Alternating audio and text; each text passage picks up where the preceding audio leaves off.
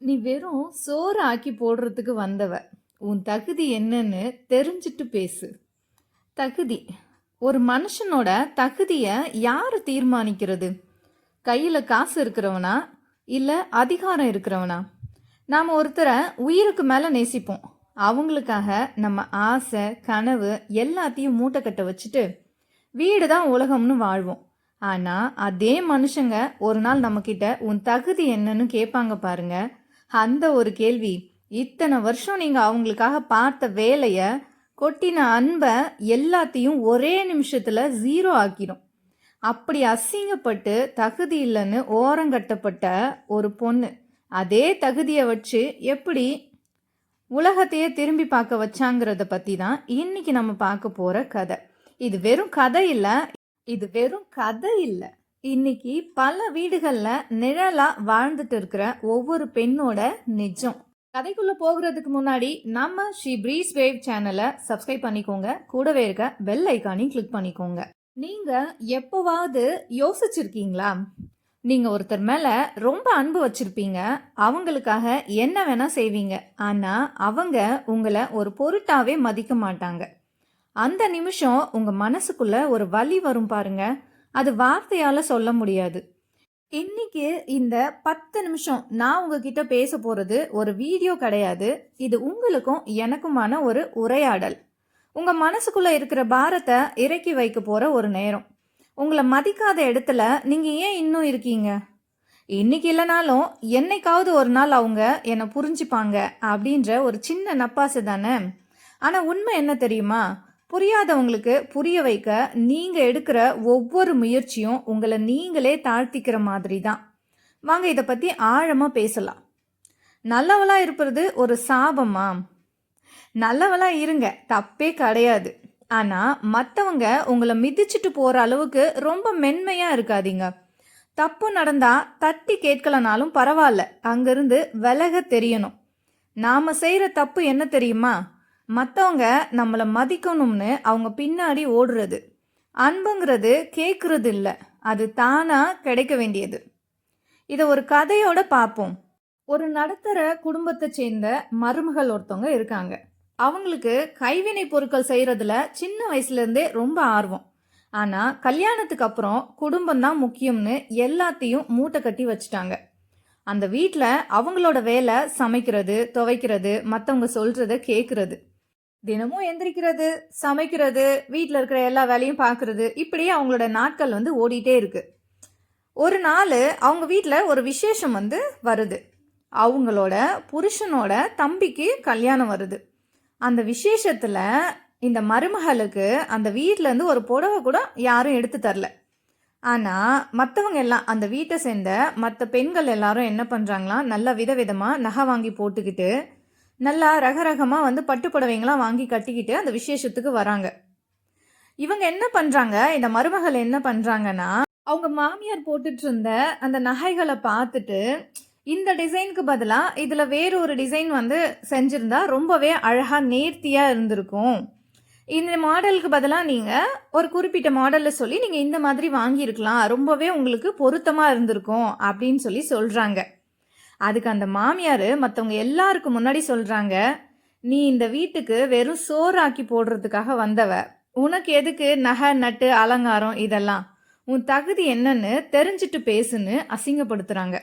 அந்த நேரத்தில் அவங்களோட புருஷனும் உனக்கு எதுக்கு இதெல்லாம் அப்படின்னு சொல்லி கேவலமாக சிரிக்கிறான். உன்னோட தகுதியை மறந்துட்டு இப்படி பேசிட்டு இருக்க, உன்னோட வேலை என்னவோ அதை மட்டும் பாருன்னு சொல்லிட்டு சிரிக்கிறாரு.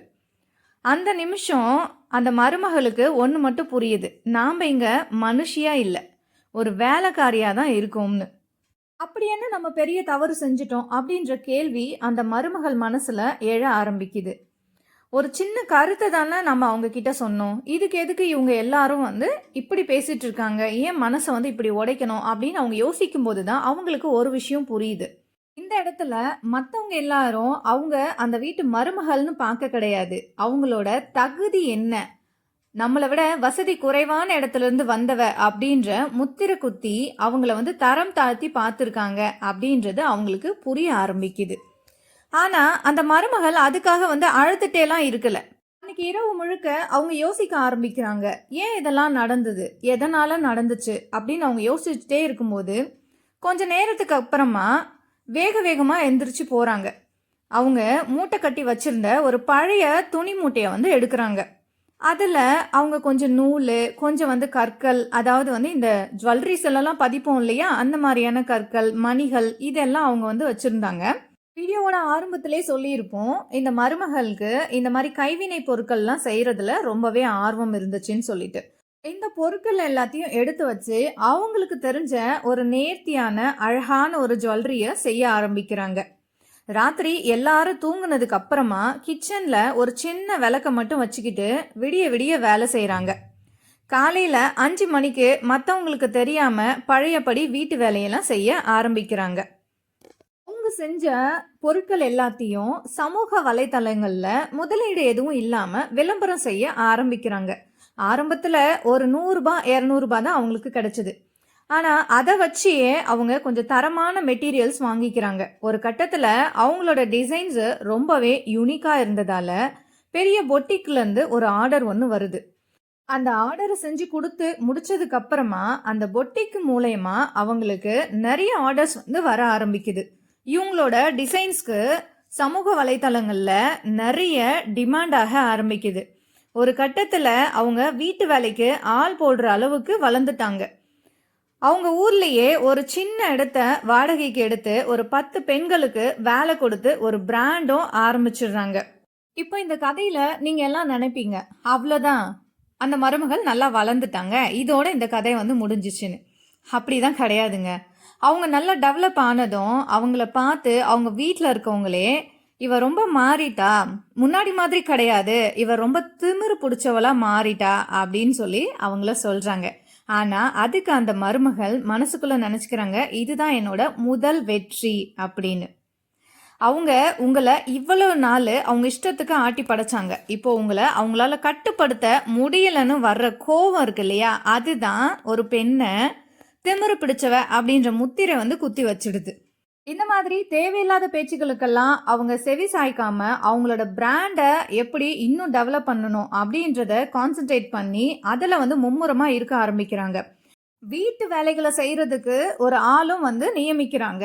அந்த ஆள் வீட்டு வேலையெல்லாம் செய்யறதால வீட்டில் இருக்க மற்றவங்க, மாமியார், ஹஸ்பண்ட், அவங்களோட தம்பி யாருமே வந்து அவங்கள கேள்வி கேட்க முடியல. ஏன்னா கரெக்டான நேரத்தில் வீட்டில் இருக்க எல்லா வேலையுமே அந்த வேலையாட்கள் வந்து செஞ்சு முடிச்சிடுறாங்க. இவங்களும் இவங்களோட பிஸ்னஸ்ல முன்னேறிக்கிட்டே இருக்காங்க. அப்பதான் அந்த ஒரு திருப்பு முனை வர ஆரம்பிக்குது. அவங்க புருஷனோட பிஸ்னஸ்ல ஒரு பெரிய நஷ்டம். அவங்களோட வீடு ஏலத்துக்கு வர நிலைமை.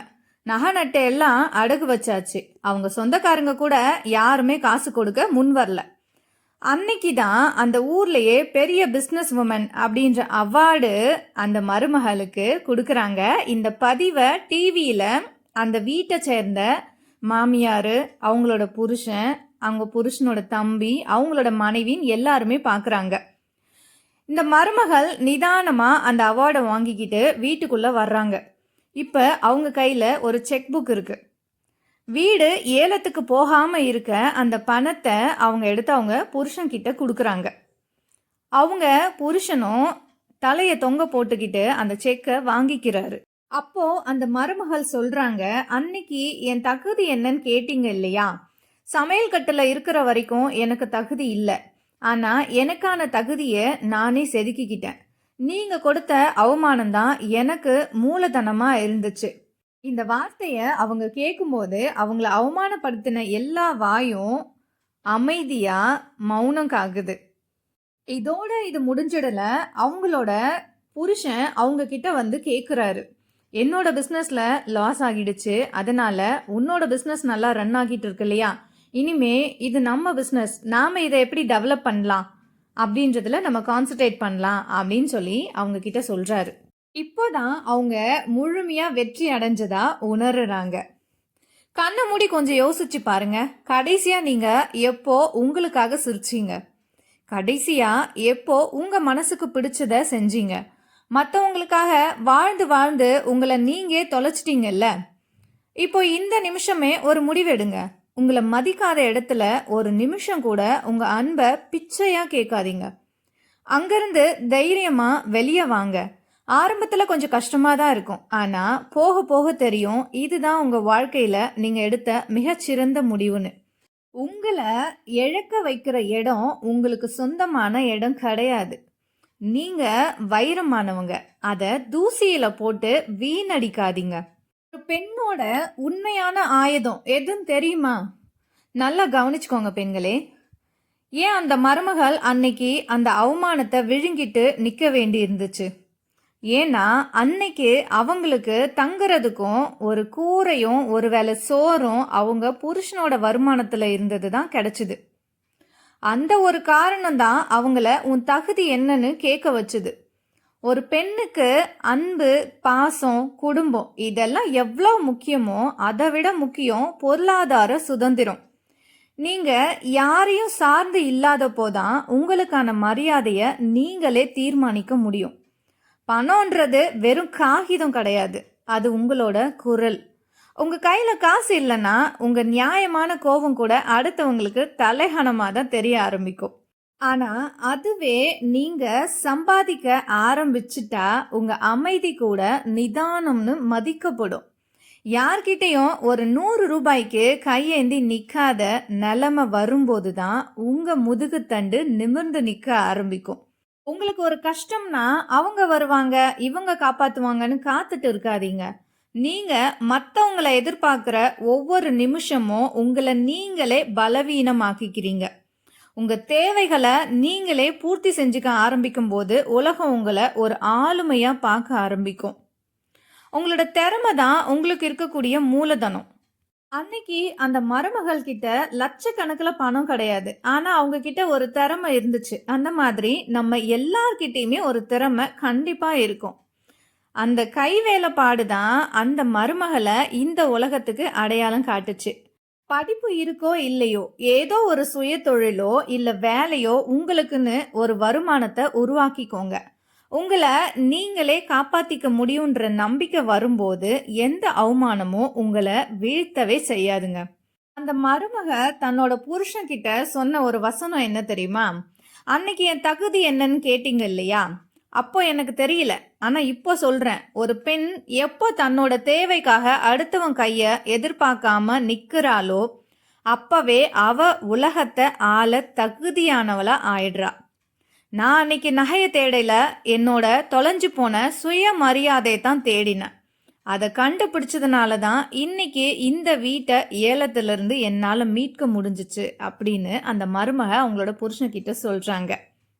நாம் இன்னைக்கு பார்த்த இந்த கதை முடிஞ்சு போச்சு, ஆனால் நிஜம் இப்போதாங்க ஆரம்பிக்குது. அந்த மருமக வீட்டை பணத்தை கொடுத்து காப்பாற்றினப்போ அவ ஜெயிச்சதை விட இனிமே இந்த பிஸ்னஸை எப்படி கொண்டு போகலாம் அப்படின்னு ஆலோசனை சொல்லுன்னு அவ புருஷனும் மாமியாரும் வந்து அவங்க கிட்ட நின்னப்போதான் அவளோட தகுதி விஸ்வரூபம் எடுத்துச்சு. இந்த உலகத்தில் நீங்கள் ஒரு ராணியாக மதிக்கப்படணுமா? அதுக்கு கிரீடம் தேவை கிடையாது, பொருளாதார சுதந்திரம் இருந்தாலே போதும். உங்ககிட்ட நான் கேட்குறதெல்லாம் ஒன்றே ஒன்று தான்.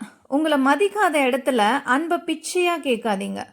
உங்களுக்குள்ள ஒரு திறமை இருக்கும், அது சமையலாக இருக்கலாம், தையலாக இருக்கலாம், இல்லைனா ஏதாவது ஒரு கைவினை பொருட்கள் செய்யக்கூடிய திறமையாக இருக்கலாம்.